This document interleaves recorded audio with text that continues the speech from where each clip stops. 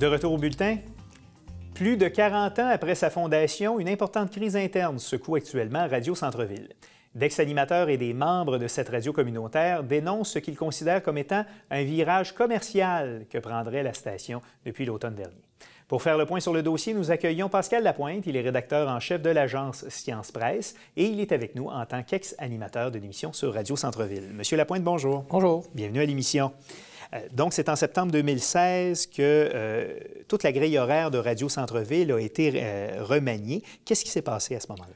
Bien, la direction est arrivée avec des mauvaises nouvelles, à savoir qu'à cause de difficultés financières, ils allaient commencer à vendre du temps d'antenne à des intérêts commerciaux dont on ne savait rien et que pour ça, ils devaient éliminer des émissions dont certaines étaient en ondes depuis très, très longtemps et les remplacer par des émissions commanditées. Dont la vôtre, qui était une émission scientifique, qui était à l'antenne de Radio Centre-Ville depuis quand? Depuis 8 ans, depuis 2008. Depuis 2008. Et à ce jour, bien, on n'en sait pas plus parce qu'on ne sait pas qui sont les intérêts commerciaux en question. Tout ce qu'on constate, c'est que de nouveaux animateurs, essentiellement de la communauté haïtienne, sont arrivés, ils font des émissions qui remplissent une bonne partie de la grille horaire sur semaine et la fin de semaine. Au départ, la direction a justifié ces changements-là à la grille horaire par une situation financière qui était peut-être plus problématique. Qu'est-ce qu'on en sait de cette situation financière? Bien, on sait peu de choses. On sait qu'effectivement, la situation est problématique. On sait que la radio a perdu une subvention de Centraide il y a quelques années. Mais au-delà de ça, on a très peu d'informations parce que l'administration est extrêmement opaque là-dessus depuis l'été dernier, puis en particulier depuis septembre 2016.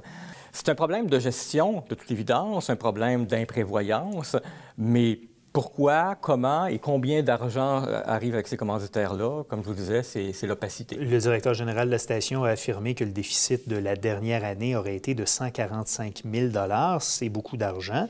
On peut comprendre que ça aurait nécessité peut-être une réorganisation financière ou une restructuration. Mais ce que vous nous dites, c'est que ça a été beaucoup trop loin et il n'y a pas de transparence de la part de la direction qui permet aux membres de juger si il fallait bel et bien que ce soit restructuré à ce point-là. Tout à fait. Et au-delà de ça, il faut se rappeler qu'est-ce que c'est qu'une radio communautaire pour vos auditeurs. C'est une radio qui donne une voix aux gens qui n'ont pas de voix dans les grands médias. Et lorsqu'on vend à des intérêts particuliers, bien, on s'expose à ce que soit le plus riche, celui qui a le plus de moyens, qui achète des émissions, ce qui va complètement à l'encontre de la philosophie plus démocratique, plus sociale, communautaire d'une radio communautaire. Et le rôle que jouait Radio Centre-Ville était particulier parce que c'est une radio communautaire comme il y en a d'autres au Québec, mais c'était aussi une radio communautaire multilingue qui diffusait en combien de langues? En au moins 8 langues. Vous faites bien de le souligner parce que c'est une caractéristique unique au Québec.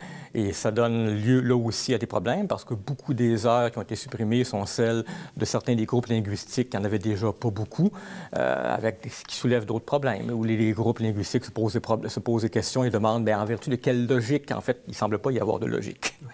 Il y a eu une assemblée générale où 80 des membres présents ont voté pour un retour à la programmation d'origine. La direction ne semble pas avoir tenu compte de ce vote-là, n'est-ce pas? Elle n'en a pas tenu compte. Elle n'a pas répondu à ces demandes-là et à ce jour, on n'a jamais accédé à aucune des demandes des membres en Assemblée générale spéciale ou en Assemblée générale régulière. Donc, voilà. Et il y a eu une autre Assemblée générale aussi, vous me disiez, avant qu'on rentre en ondes. Le 22 janvier, donc, il y a eu une Assemblée générale annuelle qui a finalement eu lieu, celle qui aurait dû avoir lieu en novembre ou décembre. Et à notre grande surprise, elle a été pactée, comme on dit en bon québécois. C'est-à-dire, pour vous donner une idée, il y a en général 50 à 60 personnes dans les assemblées annuelles de Radio Centre-Ville. Là, il y avait 135 personnes, dont une quarantaine ou une cinquantaine qui sont arrivées par autobus dans l'heure précédente, faisaient la file dans l'escalier pour s'inscrire. Tous des gens qu'on n'a jamais vus, dont on ne connaît pas qui ils sont, qui n'avaient aucune idée pourquoi ils étaient là, sauf qu'on leur avait donné un petit papier pour leur dire pour qui voter. Oh, OK.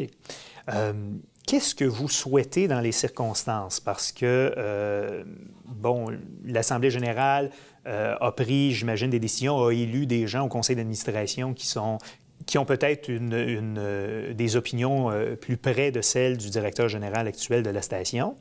Qu'est-ce que vous souhaitez exactement? Un retour vraiment à la programmation d'origine, un respect du mandat initial de Radio Centre-Ville? C'est l'une des deux choses. Et l'autre serait que l'administration actuelle, celle de Wallace Lalanne et René Pluviose, reconnaissent qu'elle n'a aucune légitimité. C'est-à-dire, elle s'est fait dire encore et encore par des écrasante majorité de membres qu'ils n'avaient plus sa confiance. Un retour à la programmation d'origine signifie un retour à une administration plus démocratique qui va examiner les chiffres, qui va pouvoir dire en connaissance de cause, bien, voici quelle est la situation et voici quel est le virage qui peut être pris. Il y a au fil des années beaucoup de propositions, en particulier dans la dernière année, beaucoup de propositions qui ont été faites pour aller chercher des sous, mais qui là encore sont restées lettres mortes parce que l'administration semble avoir son idée très précise ce vers quoi elle veut s'en aller. On suivra évidemment l'évolution du dossier au courant des prochaines semaines, des prochains mois, pour s'assurer évidemment de la survie d'une radio comme celle-là qui a été fondée il y a déjà un bon bout de temps, en 1975. 42 ans, effectivement. C'est un petit trésor dans le monde de la radio au Québec. Pascal Lapointe, vous êtes un des anciens animateurs de Radio Centre-Ville. Merci d'avoir été là. Plaisir.